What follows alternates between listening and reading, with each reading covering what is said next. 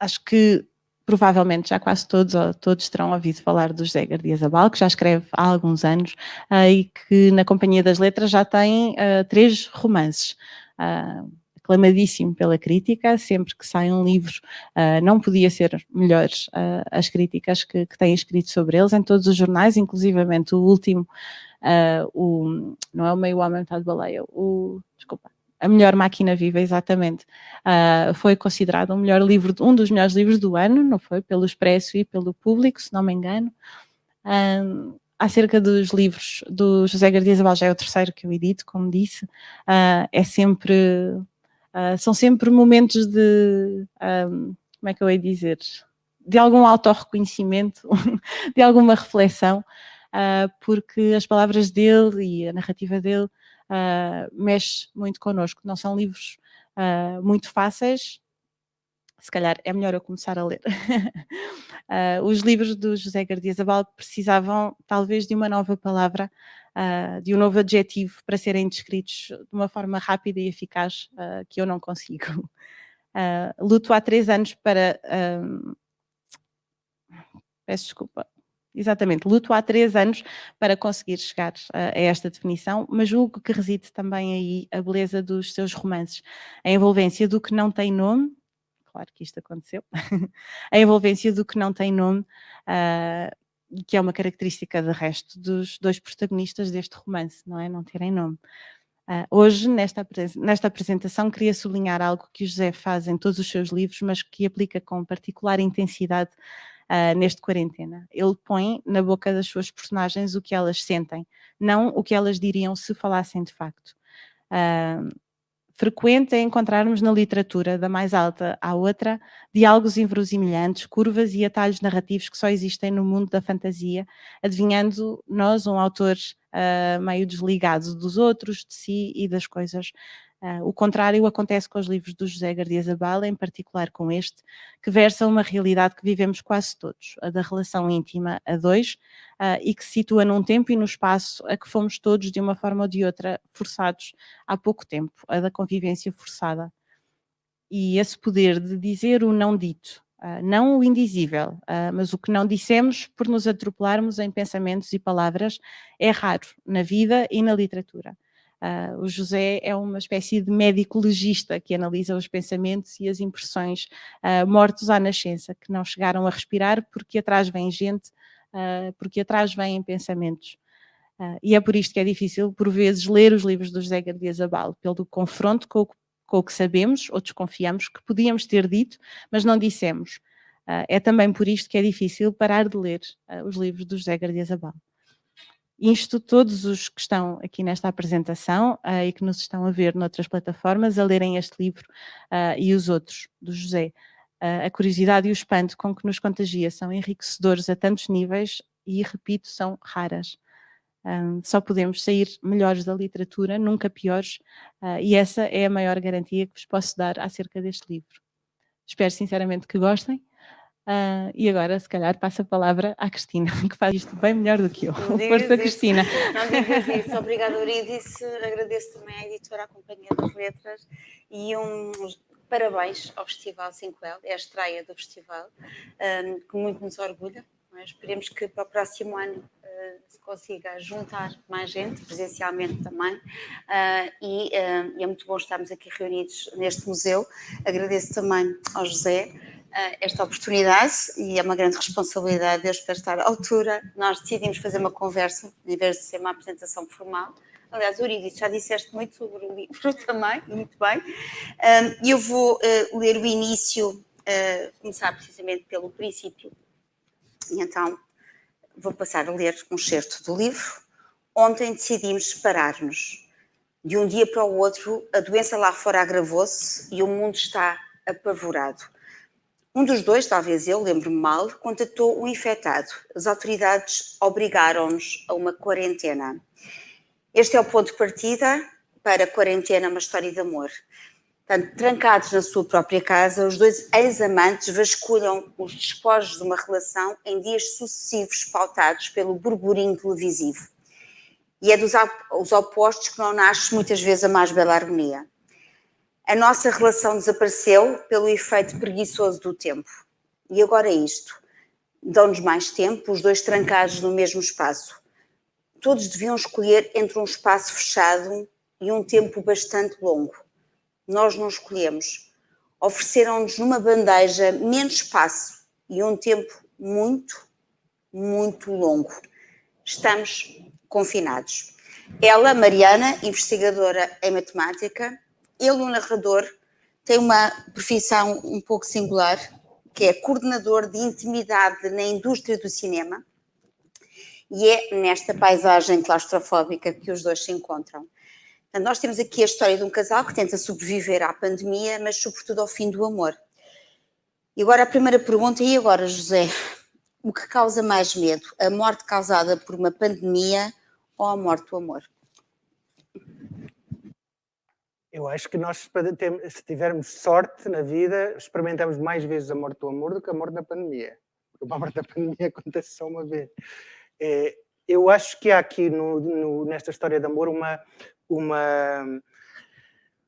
um reconhecimento dos dois lados das relações muito íntimas.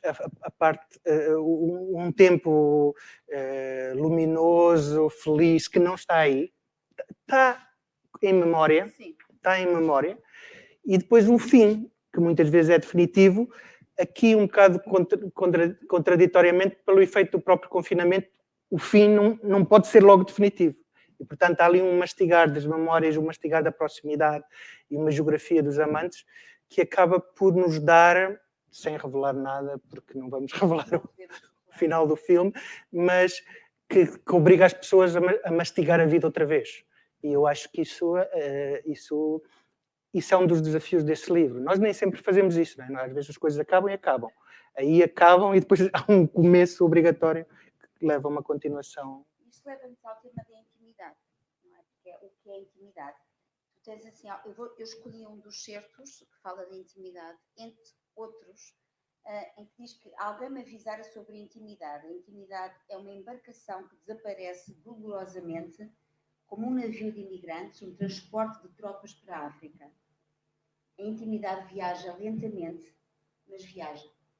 Para sobreviver, a intimidade precisa da concentração das partidas de golfe. Eu achei curiosa esta tua comparação entre a intimidade e as partidas de golfe. Faz-me lembrar muito aquelas jogadas do Tiger Woods, não é? Tu dizes, nunca joguei golfe. Aliás, tu não, o narrador, que não tem nome. Eu também nunca joguei. Nunca joguei golfe. Dizem que a melhor maneira de bater na bola é pensar, não na bola, mas no ar mental à sua frente. Ver na cabeça o fim do movimento aéreo do taco parado no ar depois de atacada. Quem nunca jogou golfe concentra-se na bola na relva, imóvel. É um erro. E eu pergunto-te, nós temos aqui, parece que uma relação de duas personagens e que faz lembrar muito a coreografia teatral. E até fez-me lembrar o título do Peter Brook, O Espaço Vazio. O Espaço Vazio. Tu fazes aqui uma referência também à Virginia Woolf. Nós precisamos de um quarto que seja nosso, não é? As duas Virginia Woolf faz essa referência. E eu pergunto, será que consegues responder o que é intimidade? É uma pergunta difícil, não é uma pergunta fácil. Eu acho que no livro, o livro tem várias paisagens. Eu acho que um dos centros é a intimidade, claramente.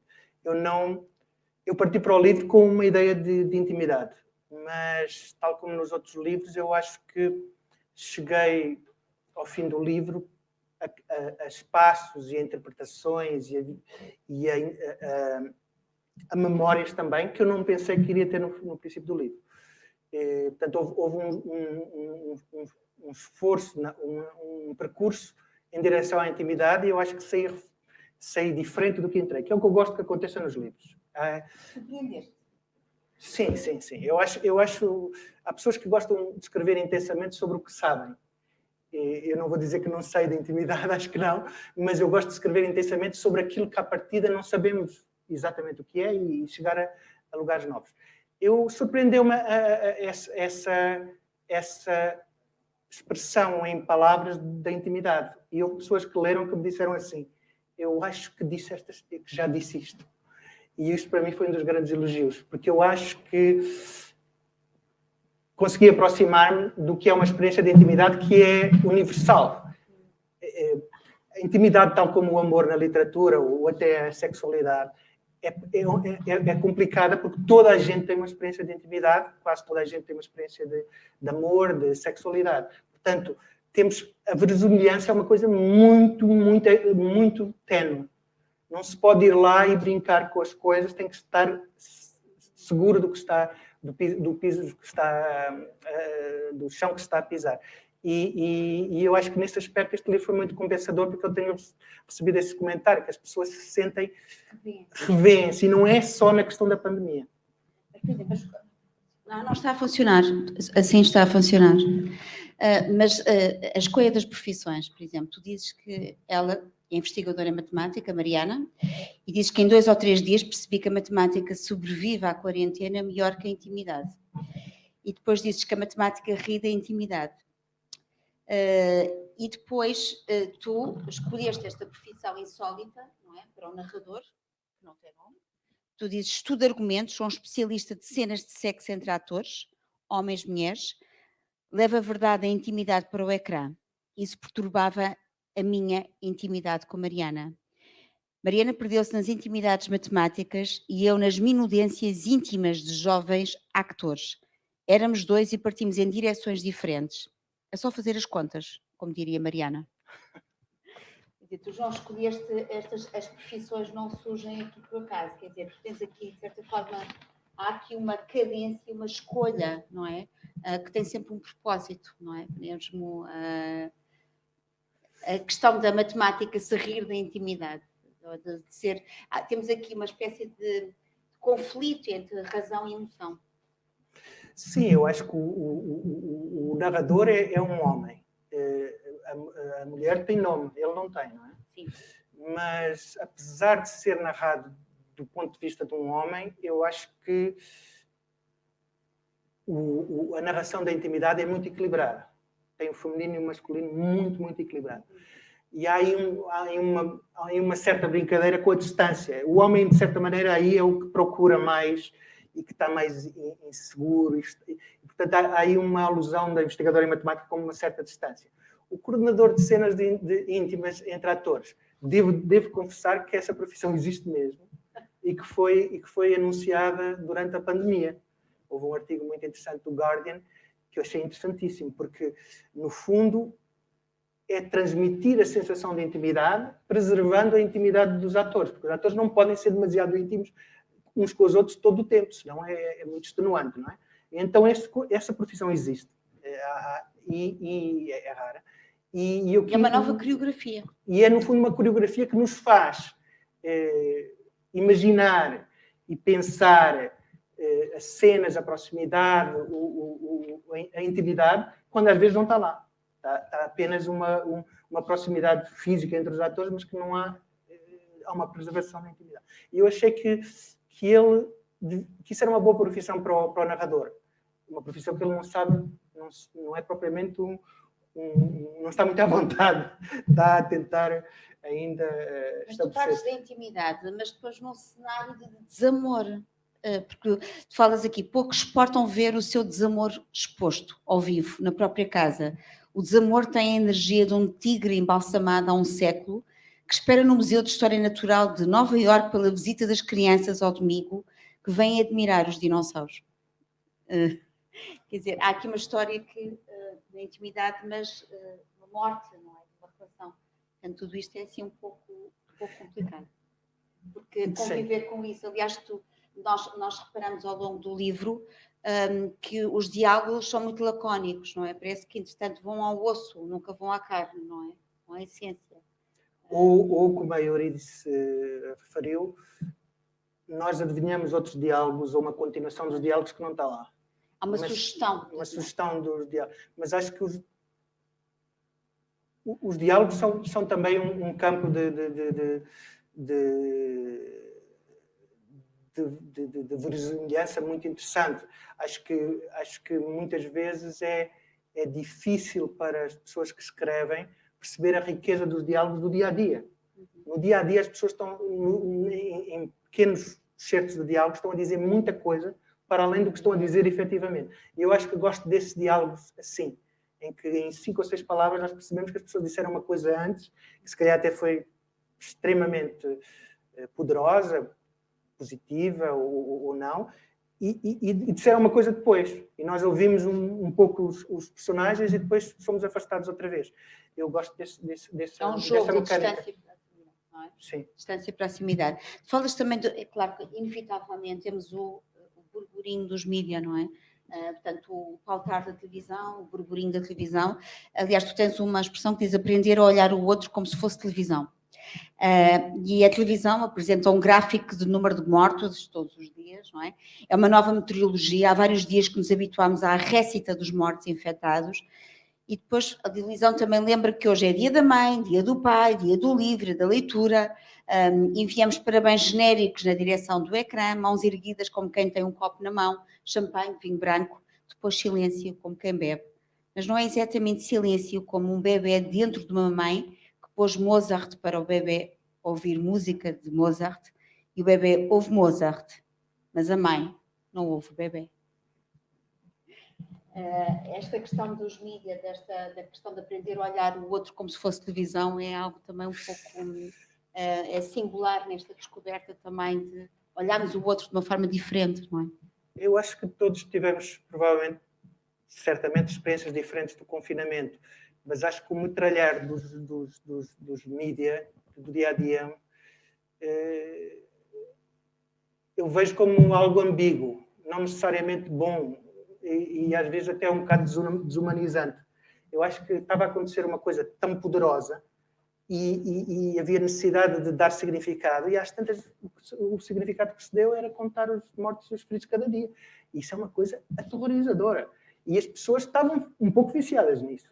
E estavam a querer tirar sentido e tirar energia, basicamente de uma contagem que subia, que descia, e isso diz-nos muito, não é? Mas também tem o outro lado dos mídia, que o que acontece de longe, o que aconteceu no passado, a forma como respeitámos os indianos a voltarem para as aldeias, ou como respeitávamos Veneza com os golfinhos, ou não, parece que dizem que era falso, mas todo esse metralhar, e depois vamos ser melhores, e o mundo está fantástico, e não há poluição, e não vamos ser melhores, e eu acho que isso foi uma grande parte da minha experiência, e acho que as pessoas estavam fechadas, mas estavam a consumir muita informação de uma forma, às vezes, um pouco traumatizante. Um clima de medo, não é? Uma paisagem também de medo que contaminava, nos contaminava, não é? Todas estas notícias eram alarmantes, eram vertiginosas, não é? Sim, uma mistura de... Há uma cena em que eu descrevo um cidadão na rua e eu digo que já estou cansado de procurar cidadãos. Somos uma democracia de assustados. E eu acho que às tantas era esse o sentimento. Nós olhávamos para fora e para dentro e estávamos todos assustados e não sabíamos bem se era racional ou não. Também, para além dessas referências e, portanto, olhar o outro, não é? Eu e o outro, também falas da relação com outras obras, e outras obras que também diziam respeito a outros momentos em que se viveu a peste negra, e é claro que aqui fazes a referência à peste do Camus, não é? Mas também do Boccaccio, do Decameron, o Defoe, também o Diário da Peste. Tu dizes que refugiu-me, aliás, o narrador, eu estou sempre aqui, narrador personagem, refugiu-me em imaginários médicos, a literatura, os romances do contágio.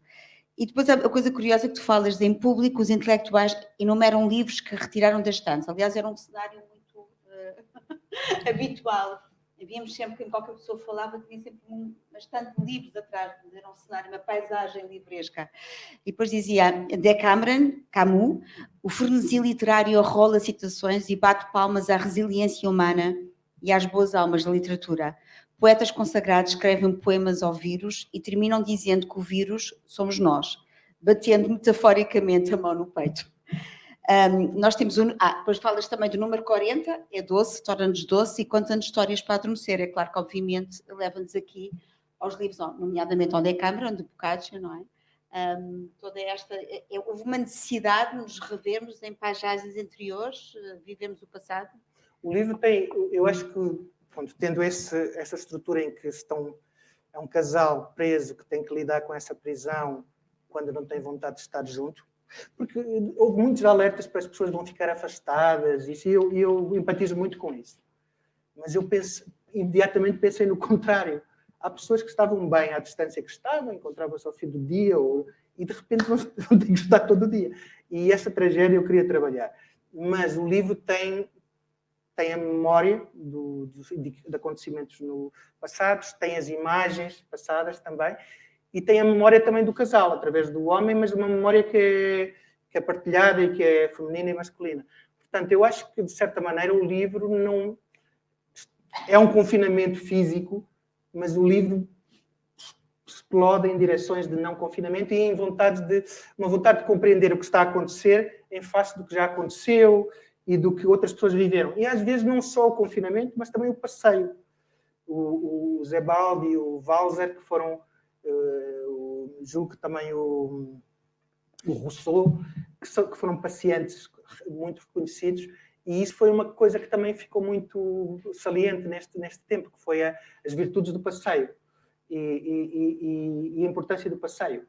Aliás, tu mencionas, e quando mencionas Sils Maria, por exemplo, o caso do Nietzsche, do quarto onde ele passava férias, aliás, tu dedicas muito tempo a essa passagem, que é muito curiosa, porque vimos a descobrir que muitas personalidades passaram por esse quarto, não é? E falas precisamente que o Nietzsche desconfiava dos pensamentos que não surgiam dos passeios ao ar livre. E aqui temos um pensamento peripatético, não é? Portanto, esta necessidade de andar, e ao mesmo tempo estamos a andar, estamos a pensar, não é? Portanto, do passeio. Isto é, confinados não pensamos, não conseguimos pensar. Estamos presos um pouco... como é que é? É porque é curioso isto do passeio, do caminhante, não é? De desconfiar dos pensamentos que se encontram. Sim, sim. Sim, de certa maneira o narrador... O confinamento aprisionou-nos os nossos pensamentos? Algumas pessoas, sim, se queixaram-se muito da falta de ar livre também para pensar.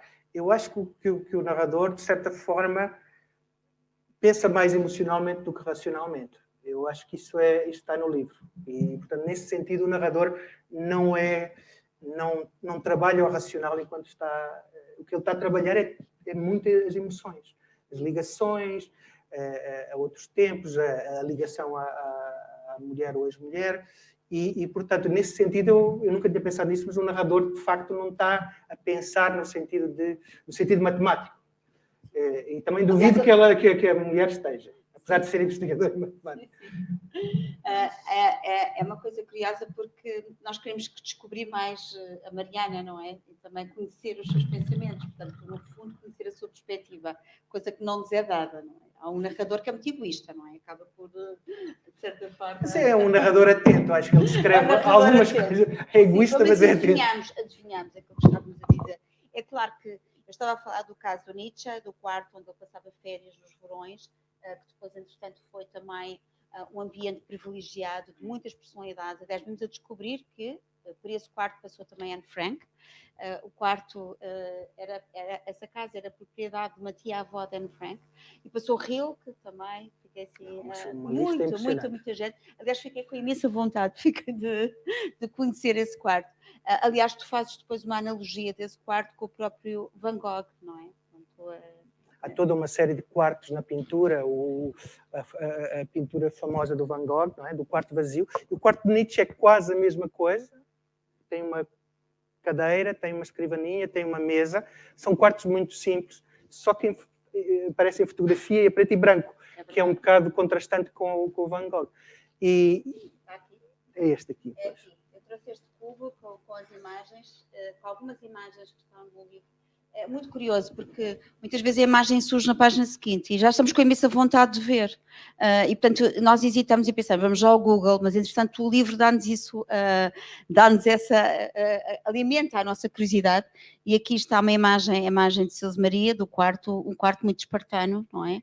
e inspirador, porque ele escreveu grande parte da sua obra aqui, mas tu também começas com outras imagens da quarentena. Eu quis chamar a atenção, aliás, para esta, não sei se conseguem ver, está aí, não sei se tem um livro à mão, que é, eu vou passar-te, que é a imagem dos astronautas. Sim. São as imagens que, entretanto, tu recordas-te imagens de quarentena. Então, estamos a falar e vamos recuar a 1969, não é? A 24 de julho, e temos os 3 astronautas na imagem, não é? Que, recém-chegados da Lua. E, entretanto, tu falas precisamente dessa semelhança, desta analogia, não é? Houve outra imagem que me marcou muito, que é do Ellie Island, uma fotografia de 1930. E então a legenda explica que o homem é suspeito de sofrer de doença infecciosa. E então a legenda acrescenta que o homem foi segregado logo que se suspeitou da doença. E, entretanto, tu falas aqui da palavra, outra palavra americana, segregado. Esta imagem é incrível, porque, quer dizer, nós vemos um aprisionamento, ele tem um cigarro na mão, não é? Tem um cigarro na mão, parece de pijama, com um jornal, acho eu. Com um jornal, portanto está numa pose completamente casual, só que atrás de uma grade. Ali eu tive, nem todas as imagens eu tive uma relação pessoal antes de escrever o livro.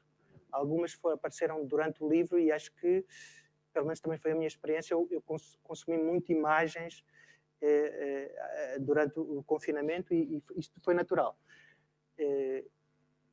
Mas Ellis Island esta crítica, ou se quiser um olhar crítico, mais do que uma crítica, aos americanos, aos soviéticos também,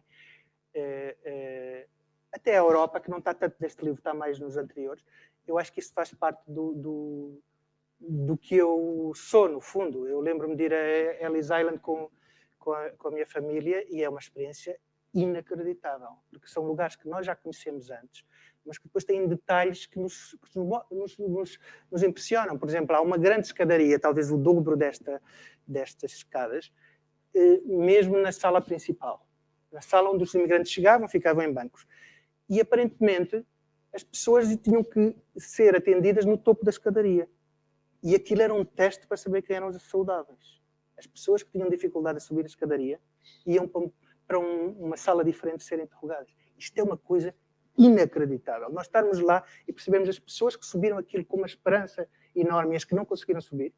E às vezes o marido sobe e a mulher não sobe, não consegue. São coisas inacreditáveis. E eu gosto de trazer isso para a literatura. E este é o primeiro livro, mas eu quero ter uma relação com a imagem duradoura nesse sentido. Tu és um garimpeiro de imagens, mas há uma imagem que também me impressionou, que foi o cão de Goya. Então, nós temos o cão, que é o cão semi-afundado, não é? Que está aqui, está também no livro. Não conseguem ver daí, porque a imagem daqui, eu escolhi o cubo precisamente por esta sensação claustrofóbica, mas esta imagem também se encontra. E esta imagem é incrível, porque nós temos aqui, e a pergunta que se faz é, para onde está a olhar o cão? Não é? E a pergunta que se faz é, será que ele se vai afundar ou vai conseguir emergir? E depois tem o céu como horizonte. É uma coisa... E tinha 2 passarinhos no início, que depois desaparecem, e depois o cão fica a olhar para nada, porque desaparecem os passarinhos. E esta imagem é de facto tocante. Outra imagem que tu escolheste é uma imagem de uma enfermaria, também está no livro, e é uma imagem de Califórnia, e tu falas aqui, e temos aqui uma relação também com as sensações. Aliás, isso também se encontra muito ao longo do livro, não só com as sensações visuais, através de toda a imagética.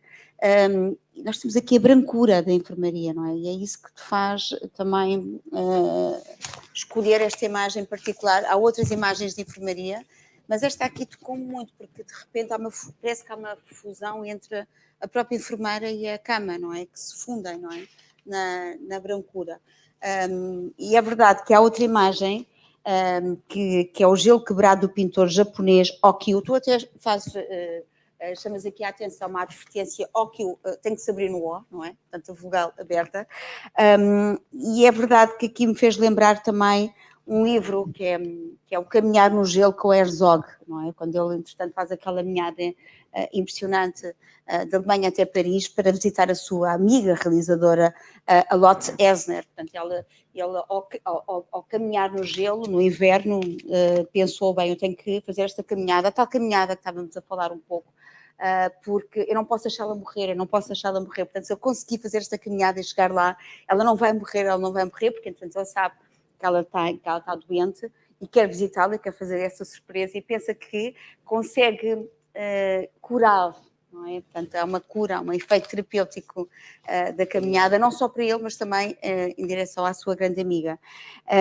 Claro, tu voltas aqui sempre às imagens das quarentenas na verdade, tu falas também, é muito engraçado, voltando a Nietzsche, quando falas, por exemplo, da questão das enxaquecas, eu não sabia que o Nietzsche tinha muitas enxaquecas, não é? E, portanto, estas caminhadas também ao ar livre.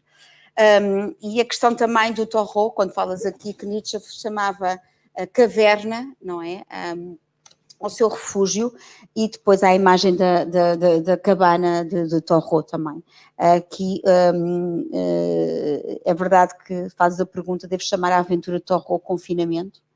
É uma interrogação retórica, não sei. Sim, eu acho que este livro foi muito escrito, não digo a quente, mas foi escrito num momento em que as coisas estavam a acontecer.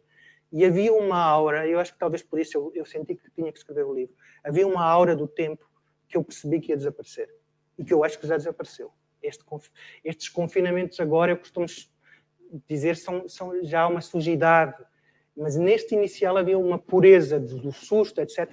E uma aura que nos fazia ligar as coisas todas. Há uma história semi-trágica como uma das imagens que não está, e que é uma surpresa minha. As imagens soviéticas estão quase todas em propriedade privada e não podem ser reproduzidas a não ser com preços exorbitantes, o que é um bocado irónico, porque as imagens da NASA estão disponíveis para todos, as imagens soviéticas não. Havia várias imagens de cosmonautas, não são astronautas, soviéticos. Em particular que é um Leonov, que ninguém ouviu falar, porque o Gagarin foi mais importante e era um tipo muito aparentemente afável e fotogénico, portanto foi promovido. Mas este Leonov foi o primeiro homem que saiu de uma cápsula a rodar à volta da Terra, que também foi um marco. Saiu e entrou. Foi o primeiro a passear no espaço. Primeiro a passear no espaço. E há imagens fantásticas, muito cruas, em que se vê uma espécie de cordão umbilical e o russo fora. E há a história, não sei se é apócrifa, que houve um efeito qualquer no fato que ele depois não conseguia entrar, durante vários segundos não conseguiu entrar de novo na cápsula, portanto correu o risco de ficar fora. E depois a pessoa vai ver a história do Leonov, e isso é uma das vantagens dos meios que hoje nós temos disponíveis. E o Leonov cresceu numa família, julgo que era de 11 irmãos, que viviam num quarto, chegaram a dormir todos num quarto com 15 ou 16 metros quadrados, e o Leonov era o que dormia debaixo da cama da mãe, era um dos que dormia debaixo da cama da mãe. Portanto, estão a ver como o confinamento está em todo o lado. Dormia debaixo da cama da mãe, depois é o primeiro que sai de uma nave espacial, depois tem dificuldade em entrar. E estas ligações, eu acho que hoje nós não as faríamos da mesma maneira. Mas como estávamos mergulhados naquilo, tudo, pelo menos para mim, havia uma ligação muito interessante entre as coisas. A propósito de Leonov, tu dizes, à volta do russo, o universo negro é uma outra mãe e o mundo um barco negro. É o instante de loucura em que somos obrigados a decidir entre o universo e a nossa mãe. Para além do pintor, também falas do Chagall, aliás por causa do efeito azul, não é? Do quadro azul, falas também do Hopper, das personagens de Hopper e da solidão. É uma cena curiosa, aliás, que me fez reviver depois no YouTube, que é o filme do Hitchcock, que é o North by Northwest, em que tens uma cena muito conhecida do Cary Grant, não é? Que esperam por um autocarro na berma de uma estrada deserta, de fato e gravata, absolutamente perdido no meio dos Estados Unidos, e há um pequeno avião pulverizador que despeja pesticidas sobre Grant, não é? E ele esconde-se no milho, e de repente tu dizes que, assim, no fundo, o que ele procurava é um abrigo no meio da solidão norte-americana, e de repente tem aquela cena que é uma cena que é um thriller ao mesmo tempo, não é? E que é uma cena de confinamento, a agorafobia, mas também de confinamento. Ele, no fundo, quer ir para algum lado e naquele meio dos Estados Unidos não há nenhum lado para ir, é só aquilo, milho e alguma estrada. É impressionante a sensação de querer fugir de qualquer coisa, que ele não está a perceber o que é que está a acontecer, não é? E ele só queria, de certa forma, fugir da sua solidão. É claro que também falas também, para além de... há uns filmes, o Hitchcock, como referi há pouco, estavas a falar também dos filmes de Ingmar Bergman, e tu dizes narrador, novamente eu digo, há aqui uma identificação clara, peço imensa desculpa. Revejo mentalmente vários filmes de Ingmar Bergman, os clássicos. É claro que inevitavelmente aqui pensamos no sétimo selo também, não é? Da questão que é uma espécie de panorama do século XIV, de uma época medieval da Suécia, não é? Com a figura da morte, não é? E os sonhos, tens aqui também, há aqui referências a sonhos. Sonhas com Carmen Miranda? Diz o narrador, sonho com Carmen Miranda e dormi-se e sonho que Mariana e eu somos amigos. Portanto, novamente, a questão da comunicação, não é? Da entrada. Voltando um pouco àquilo que estavas a dizer, à democracia dos Estados, à questão do manicaísmo e do capitalismo, e há um diálogo entre o narrador e a Mariana que nos diz: lembras-te como o capitalismo nos ajudava a viver, Mariana? Não era o capitalismo, era a democracia, corrige Mariana, participativa. Quanto mais parados, mais nos esquecemos das virtudes da democracia participativa. Tens razão, é do cansaço. É tão fácil confundir o capitalismo com a democracia. Oh, José, eu tenho que aqui apelar à tua área de formação, não é? Portanto, doutorado em Economia. Porquê é que é fácil confundir aqui esta analogia entre o capitalismo e a democracia? Eu acho que uma das coisas que eu gosto de fazer na escrita não é necessariamente só ironizar ou brincar, mas é pôr em causa de uma forma nova alguns lugares comuns. E acho que há muitos lugares comuns ligados à democracia e há muitos lugares comuns ligados ao capitalismo. Eu diria que o capitalismo são quase todos negativos. Acho que foi uma das grandes vitórias de Karl Marx, foi a palavra capitalismo tornou-se uma palavra só negativa, praticamente. E a palavra democracia é só positiva.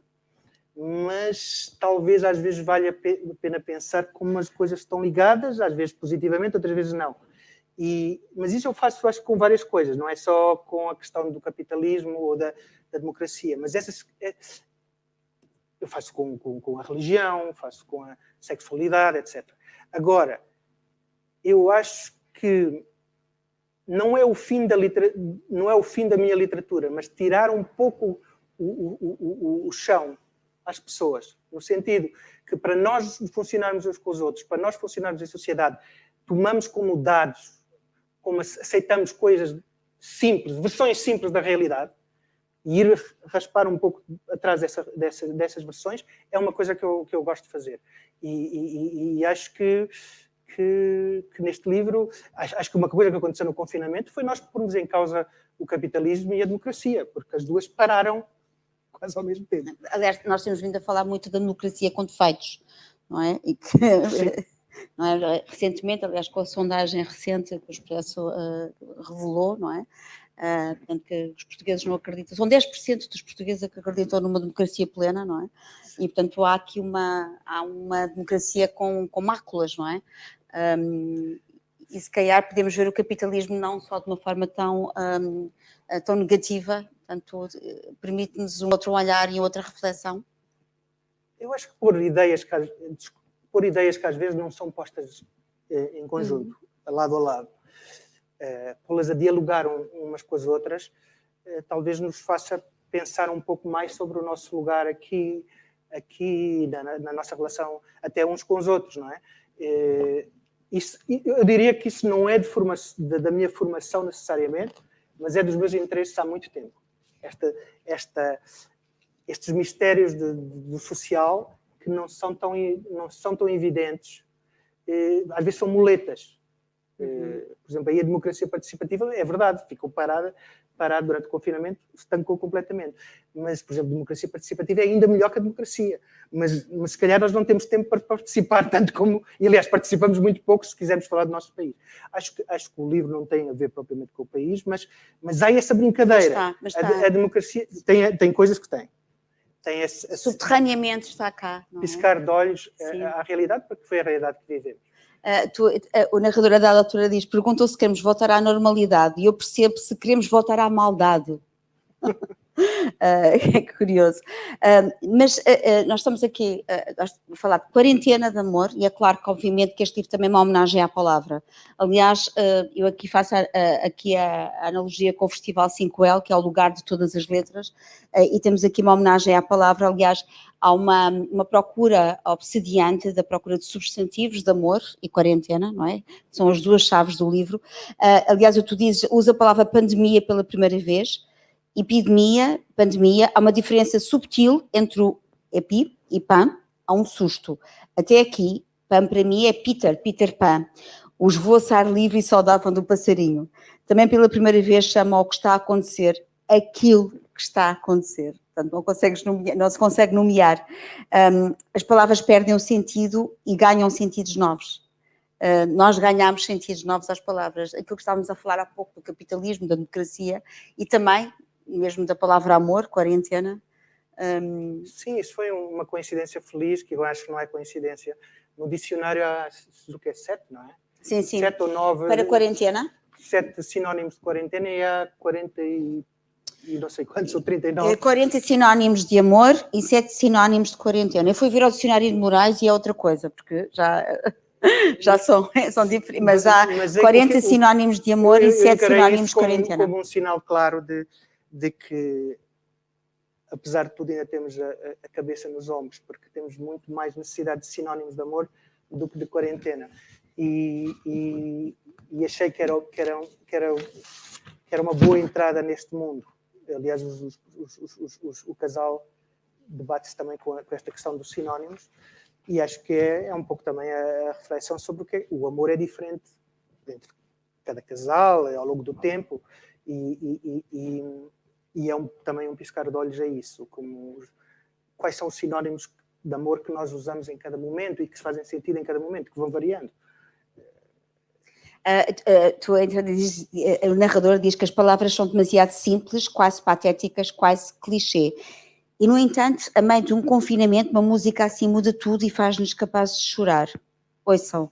E, entretanto, faz aqui referência ao cantor John Prine, I need you there for our conversation. Portanto, a questão da conversa, não é? Que é muito difícil. Parece fácil, mas tornar comum qualquer coisa, não é? Acaba por... Sim, talvez o que seja mais... indo direto a um dos pontos sobre os quais às vezes há curiosidade. O que seja mais autobiográfico no livro é essa procura das imagens, das relações, da música, e essa música realmente veio ter comigo na quarentena e realmente foi avassaladora para mim, de uma maneira que eu hoje já não seria capaz de replicar. E achei que era bom... A simplicidade dessa frase é muito importante. E é tão profunda. Aliás, o narrador depois faz esta pergunta: que palavras teriam juntado Adão e Eva? Que palavras acompanharam a maçã? É verdade que faz-nos fazer revisitar, não é? Pensar o que é que aconteceu, como é que foi o princípio de tudo. Eu vou voltar aqui ao filme O Sétimo Selo, e a dada altura há um diálogo, há um homem que está numa árvore, e a morte aparece, a figura da morte aparece a cortar a árvore. E, entretanto, o homem que está em cima da árvore, aflitíssimo, a tentar fugir da morte, pergunta: por que fazes isso? E a morte responde: porque chegou a tua hora. E ele responde, ele pergunta: não há uma saída? E depois pergunta: não há exceções para atores? E a morte responde: não, neste caso. E eu aqui pergunto, e vamos aqui passar para o final, e aqui não há exceções para as personagens. E, obviamente, eu selecionei aqui esta imagem, que é a imagem do beijo, não é? Que é uma imagem que é o facto da questão do beijo. como é que, entretanto, nós não vamos revelar aqui o fim das personagens, não é esse o objetivo, mas há aqui uma cena do beijo que é muito emblemática, não é? Porque, de certa forma, a forma como se dá, os olhos fechados, o parar, não é? E, portanto, tudo isto, e a pergunta, o que é o amor? E aqui, é claro que, obviamente, que tu acabas por, enfim, dás uma resposta no final, não é? Ou pensamos que sim, pelo menos, não é? É uma saída, mas acaba por, aliás, há aqui um diálogo entre a Mariana e o narrador, que o amor é um barco, não. Uma casa, também não. Uma porta aberta. Uma janela com paisagem. A paisagem é infinita, não é? Há alguns mecanismos que não são muito pensados, mas que aconteceram. Uma História de Amor é o título de um livro não literário. Se fosse o título do livro fosse Uma História de Amor, as pessoas diziam outra, já conheço. Portanto, há aqui um jogo com colocar no centro até um acenar ao estereótipo do amor, etc. Eu acho, agora até a forma como vocês os dois falaram do livro, eu acho que uma coisa que está muito presente no livro e que não foi pensada, mas está, é a inevitabilidade dos sentimentos entre as pessoas mudarem. Podem, inclusive, quando no início eles dizem acabou e depois de repente vão acontecendo pequenos, pode ser um olhar, eu acho que isso é muito interessante e acho que é um sinal de esperança para a humanidade, é que as nossas relações não são estáticas e mesmo que estejamos confinados com pessoas de quem nos pensamos afastar, necessariamente vamos começar a trabalhar a relação. O que resta, que não, se calhar nem é uma relação, e às tantas há uma coisa nova. O beijo é um bocado emblemático, mas também surgiu lá das pesquisas, foi um dos primeiros filmes feito. É um filme em que eles estão é um beijo muito artificial, eles estão praticamente a divertir-se. Mas há um simbolismo num dos primeiros filmes registados, ser um filme de um beijo com dois atores e os atores estarem absolutamente divertidos com aquilo. Sendo que, também, levantando outro véu, o primeiro filme realmente registado com direitos de autor foi um Espirro, que foi uma série de fotogramas, não mais que isso, e que também aparece aqui o tema do espirro. E, portanto, acho que... A espirro é uma libertação também. Já é uma libertação e há uma filosofia do espirro, sim, também há uma referência a isso, mas o que foi novo neste livro, e eu acho que é uma coisa que eu gosto muito, é ter muita informação, entre aspas. Muitas referências, não é referências culturais necessariamente, mas referências no tempo, referências no espaço, etc. E de tudo isto surgir ou ser capaz de transmitir a tal relação em movimento. E a relação com o confinamento, com as coisas, só para terminar, mas coisas que nós nos esquecíamos. Eu lembro-me do momento em que nós estávamos a olhar para a comida, para as águas e para os enlatados de uma forma muito especial, como se calhar vamos depender deles. E há uma cena em que os personagens dizem todas as coisas diminuem de tamanho, exceto a comida. E eu acho que esse tipo de sentimento a pessoa sentiu naquele momento e agora já não se ia lembrar, porque houve coisas realmente muito pesadas, muito, muito fortes. Eu vou acabar com um certo. Tu dizes, a velha questão da memória, visitar o passado é um exercício que hesita entre o abandono e a reconstrução. Numa quarentena, a hipótese de reconstrução ganha garras terríveis, ganha sentido. O que aconteceu entre mim e Mariana pode ter sido um fiasco, mas será recordado como uma história de amor. Essa é a força das histórias. Uma história de amor, e é claro que, entretanto, eu voltava também ao princípio, que é a epígrafe do Castelo de Kafka, não é? E para isso, é ler o livro e começar com a epígrafe. José, queres acrescentar mais alguma coisa? Acho que não. Se houver tempo, podemos fazer uma pergunta ou duas. Eu não sei como é que vocês preferem. Ok. Bom, assim vamos terminar, mas se alguém tiver alguma pergunta para o José ou para a Cristina, com todo o gosto.